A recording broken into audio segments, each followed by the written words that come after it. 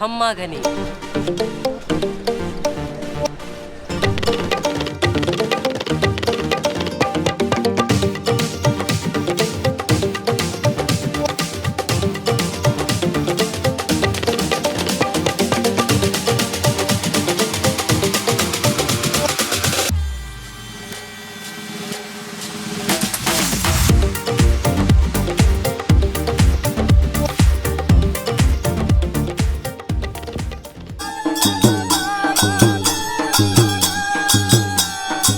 अपने कल्चर, अपने ट्रेडिशन को,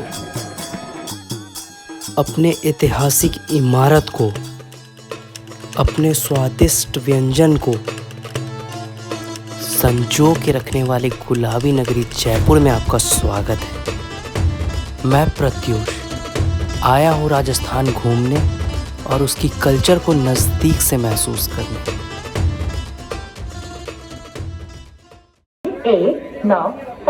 1970 जयपुर दिल्ली एक्सप्रेस कुछ ही समय में प्लेटफॉर्म क्रमांक 1 पर। फिलहाल मैं हूँ दिल्ली कैंट रेलवे स्टेशन। यहीं मेरी ट्रेन आने वाली है जो मुझे जयपुर लेकर जाएगी।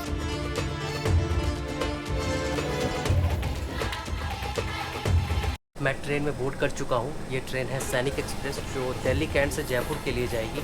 So let's begin the journey.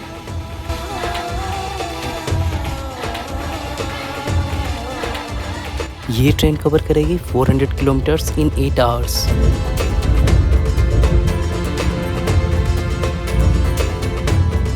Delhi से जयपुर तक थर्ड एसी का फेयर है 650 रुपीज़। आप चाहो तो बाय बस और बाय फ्लाइट दोनों तरीके से ट्रैवल कर सकते हो। मैं नाइट में ट्रैवल करना ज़्यादा प्रेफर करता हूँ जिससे मैं अगले दिन को अच्छी तरह यूटिलाइज कर सकूँ। जयपुर मेरी ड्रीम सिटी रही है। बचपन से मेरी इच्छा रही है कि मैं जाऊँ जयपुर को एक्सप्लोर करूँ। पता नहीं, एक है बहुत वाइब्रेंट सी building, colourful buildings, pink city, blue city. तो आज समय आ चुका है एक्सप्लोर करने का जयपुर को। चलिए करते हैं।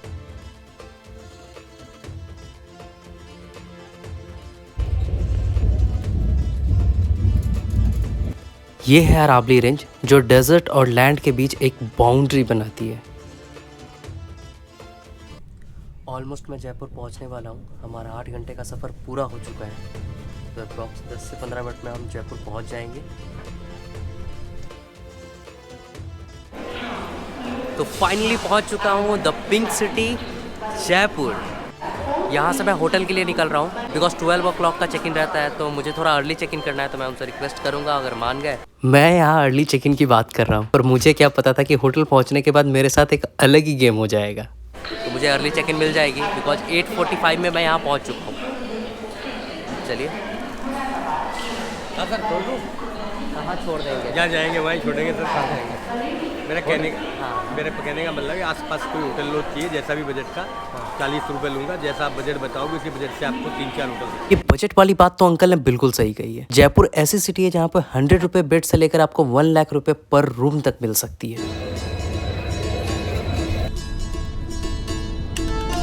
मैंने ले ली है कैब। मैं जयपुर स्टेशन से अपने होटल के लिए निकल रहा हूँ। यहाँ पे ओला उबर दोनों है। दोनों। अच्छा, और इन ड्राइव भी है क्या? इन ड्राइव पे।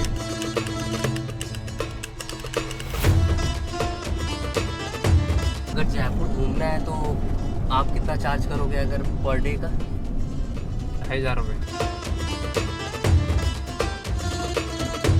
2500 रुपये। कितने किलोमीटर और कितना hour? Jaigarh, Nargarh, Amer. To feel like a true Rajasthani मैंने आज का स्टे बुक किया है नाइलाबाग पैलेस में, जहां आज भी रॉयल फैमिली रहती है। अगर राजस्थान आ ही गया हूं तो मैं चाहता हूं कि उस रॉयल अनुभव को नजदीक से फील कर सकूं। एहे, रहा नहीं जाता।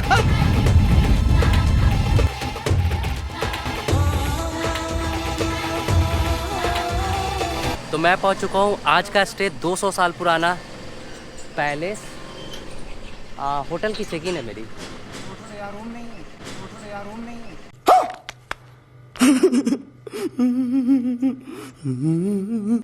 मैंने ऑनलाइन बुकिंग की है।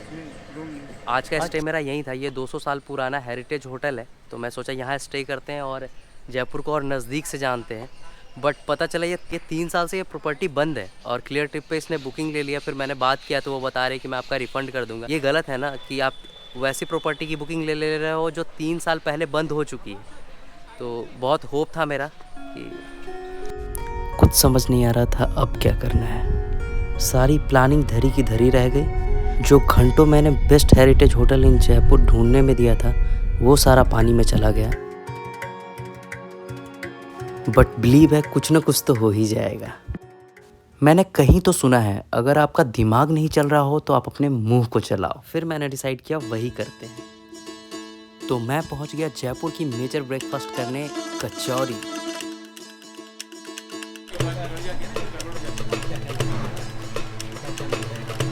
अभी तो प्याज की कचौरी मिल जाएगी और दाल की मिल जाएगी। प्याज की कचौरी 1 किलो कर दो आप। कितने की है? 15 रुपये।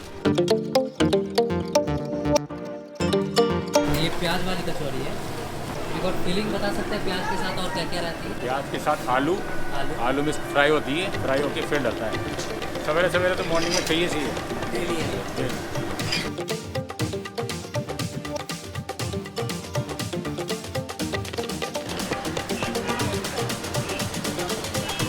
तो ट्राई करते हैं यहाँ की प्याज की कचौरी।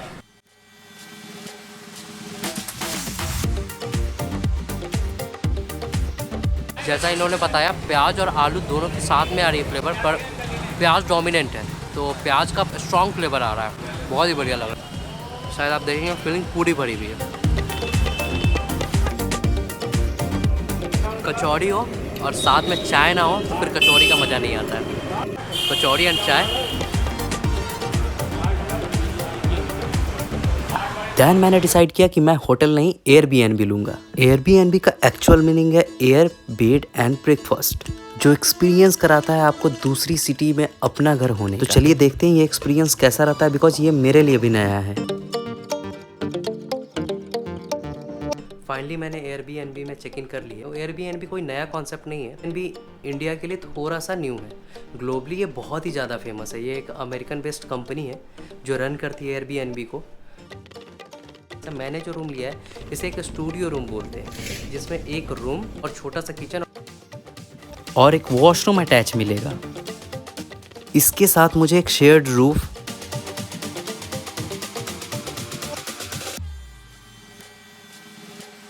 एक स्विमिंग पूल जो ठंड की वजह से वर्किंग कंडीशन में नहीं था, और एक शेयर्ड जिम भी मुझे मिल गई।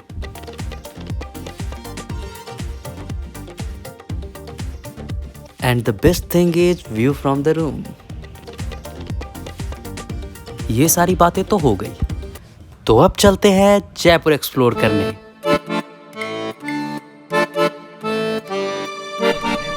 इस्लाम खान।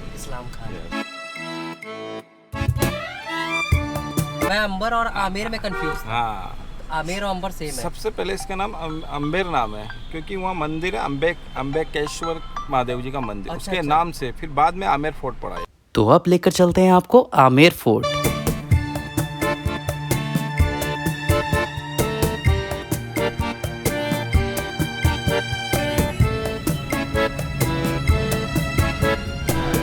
सर ये MI रोड है यहाँ का।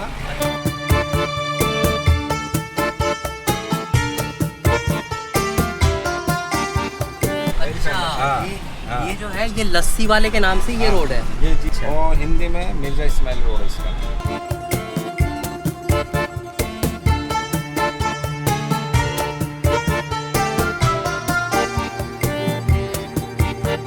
अभी ये अपन एंटर हो रहे हैं ओल्ड सिटी, इसको बोलते हैं पिंक सिटी। सबको पता है जयपुर को पिंक सिटी के नाम से जानते हैं, पर क्यों जानते हैं?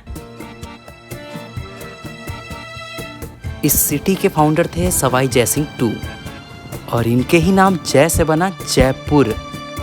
1876 में जयपुर का दौरा करने आए प्रिंस ऑफ वेल्स के स्वागत में वहाँ के राजा ने पूरी सिटी को पिंक कलर से रंगवा दिया। एंड पिंक कलर डिनोट करता है हॉस्पिटैलिटी को, और तब से लेकर आज तक हम जयपुर को पिंक सिटी के नाम से जानते हैं। यहाँ आपको पूरा मार्केट जो है ओल्ड सिटी का 4 दीवारी का सेम मार्केट लगेगा। आप कंफ्यूज हो जाएंगे कौन सा मार्केट है। अच्छा, ये सिर्फ दुकान नंबर, ऐसे दुकान नंबर लिखे हुए सब। बस इससे पहचान पाओगे आप।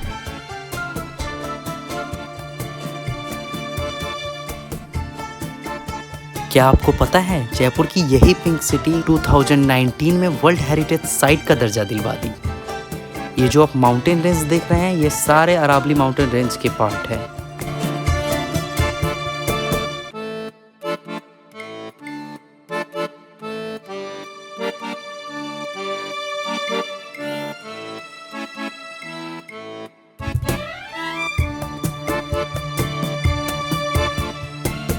जयपुर सिटी से आमेर फोर्ट का डिस्टेंस है अप्रॉक्स 9 किलोमीटर।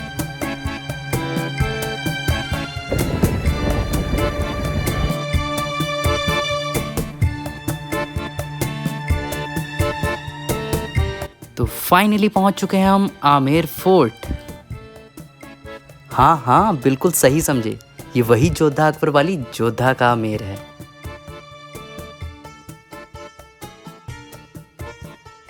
तो अब आप तय करेंगे यहाँ से आमेर फोर्ट तक का सफर विद प्रत्यूष।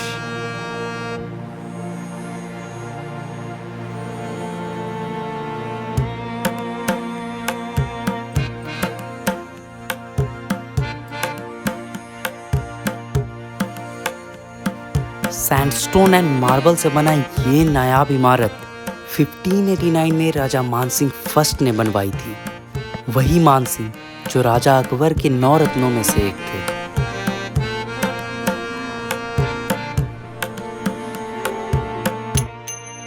ये महल राजस्थानी कला और संस्कृति को बिल्कुल अच्छी तरह दर्शाता है।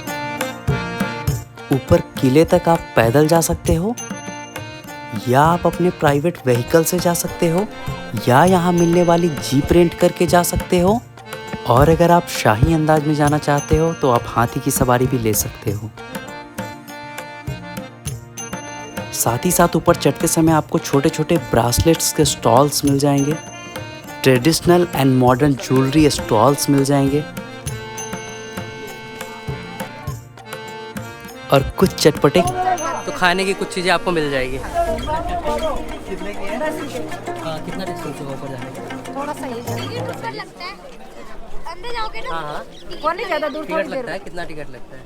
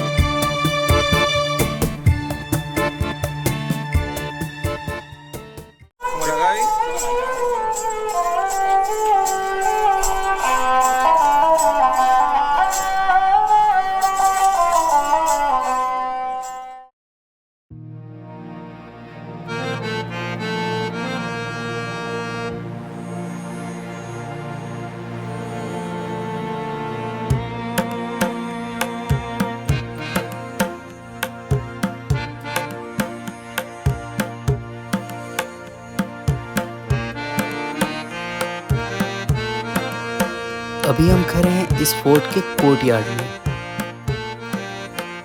यहाँ तक आने का आपको कोई चार्ज नहीं देना होगा, बट इससे आगे जाने के लिए आपको पर पर्सन 100 रुपीज़ की टिकट लेनी होगी।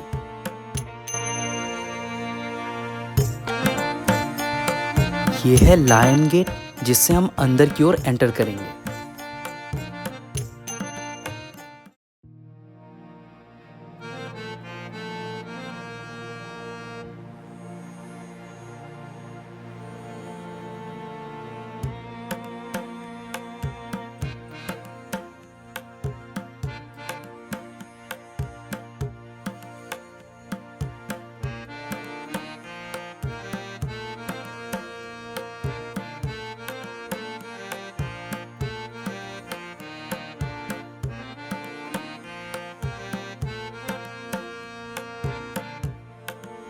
इस फोर्ट को 3 भाग में डिवाइड किया गया है। पहला है दीवाने आम, दूसरा है दीवाने खास और तीसरा है शीश महल। अब जो आप देख रहे हैं ये है दीवाने आम। यहाँ राजा जनता दरबार लगाते थे और जनता की परेशानियों को सुनते थे। ये जो आर्किटेक्चर है ये कॉम्बिनेशन है मुगल और हिंदू आर्किटेक्चर का। ऊपर के साइड आप मुगल आर्किटेक्चर देखेंगे और नीचे की साइड हिंदू आर्किटेक्चर।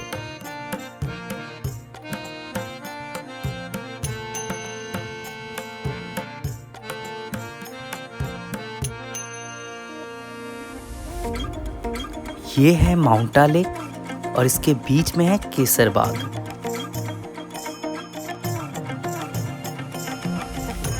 अब जो मेरे सामने आप देख रहे हैं ये है गणेश दरवाजा। इन झरोखों से रानियां राजा के दरबार को देखा और सुना करती थी। हिंदू धर्म के अनुसार जब भी कोई घर बनाया जाता है उसके प्रवेश द्वार पे गणेश जी की प्रतिमा स्थापित की जाती है। ठीक उसी तरह गणेश जी की पेंटिंग आप द्वार पे देख सकते हैं। ये सारी पेंटिंग 400 साल पुरानी है। 400 सालों में इसे रीपेंट नहीं किया गया और ये जो पेंटिंग है ये सब्जियों और फल के पेस्ट से बनाई गई, तभी तो ये 400 सालों से बारिश और धूप को झेल पा रही। ये जो गोल्ड की तरह चमक रहा है ये एक्चुअल में 24 कैरेट गोल्ड है। अब हम आ चुके हैं दीवाने खास। ये जगह है राजा और रानी का निवास स्थान। सॉरी, रानी नहीं, रानियों का निवास स्थान, क्योंकि राजा मान सिंह की 12 रानियां थीं और 12 रानियों के लिए उन्होंने 12 अलग अलग कमरे बनवाए। तो अब चलते हैं इस महल के सबसे सुंदर महल की ओर, शीश महल।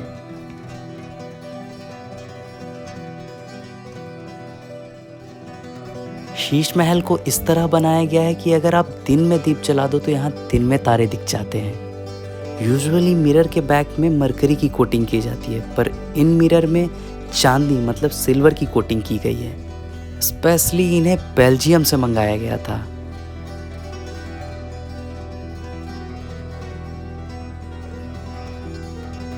मेरे पीछे आप देख रहे हैं मुगल गार्डन।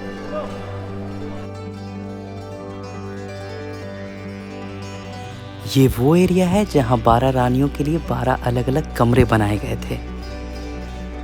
और ये जो बीच में है इसे बोलते हैं बारादरी, जहाँ राजा रानियों की परेशानियों को सुनते थे। ये हिस्सा फोर्ट का सबसे पुराना हिस्सा है। इसी के साथ फोर्ट से एग्जिट लेने का समय हो चुका है, बट इस व्लॉग से नहीं, बिकॉज पिक्चर अभी बाकी है मेरे दोस्त। एक और बात, आमेर फोर्ट की खूबसूरती रात में और बढ़ जाती है। आमेर या अंबर फोर्ट को अलविदा कह अब चलते हैं हवा महल की तरफ।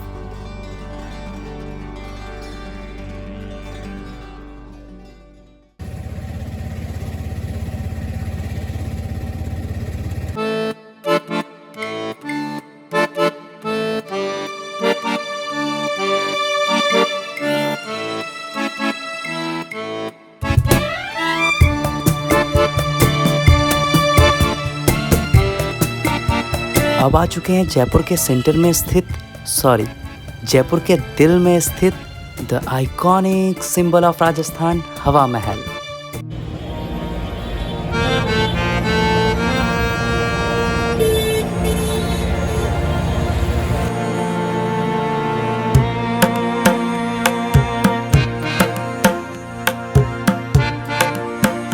श्री कृष्ण जी की मुकुट सा दिखने वाला ये हवा महल 1799 में राजा सवाई प्रताप सिंह ने बनवाई थी। 953 खिड़कियां होने की वजह से ये महल हवा महल या पैलेस ऑफ विंड कहलाता है।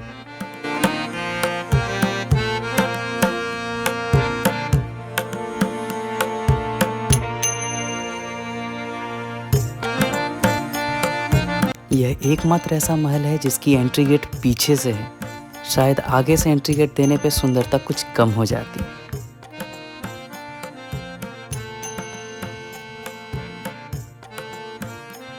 आज का ब्लॉग यहीं एंड करते हैं। आज तो बस पहला दिन है जयपुर में, अभी तो जयपुर एक्सप्लोर करना बाकी है मेरे दोस्त। अगले ब्लॉग में मैं आपको लेकर चलूँगा जयपुर की मोस्ट फोटोजेनिक स्पॉट्स।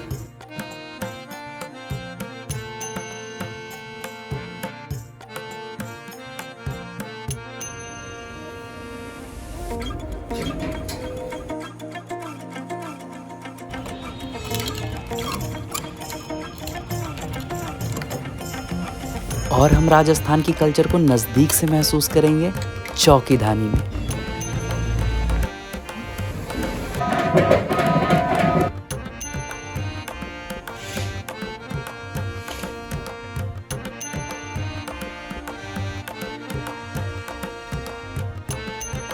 और इतनी आसानी से कैसे ख़त्म हो जाएगा हेरिटेज होटल ढूंढने का सफ़र।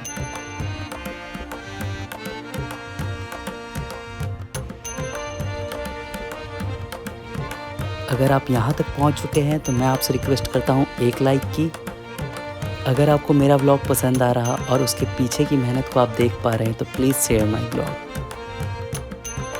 and please subscribe my channel and thank you so much for watching.